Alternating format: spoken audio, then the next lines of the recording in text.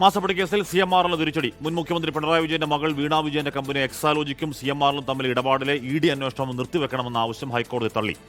അന്വേഷണം തടയണമെന്നാവശ്യപ്പെട്ട് CMRലാണ് കോടതിയെ സമീപിച്ചത്.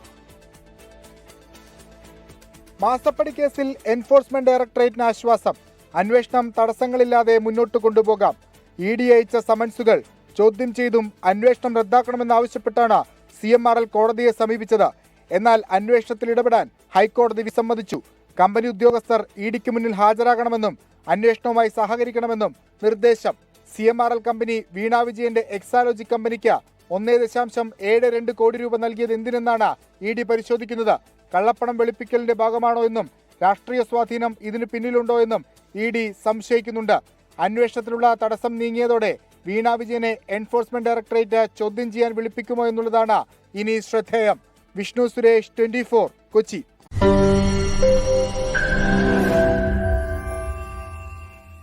ലോകത്തെവിടെയായാലും ഏത് സമയത്തും 24 വാർത്തകളും ഓഗ്മെന്റഡ് റിയാലിറ്റി പാക്കേജുകളും എക്സ്പ്ലെയിനറുകളും വിശദമായി കാണാൻ ഞങ്ങളുടെ YouTube ചാനൽ നിങ്ങൾക്ക് സബ്സ്ക്രൈബ് ചെയ്യാം.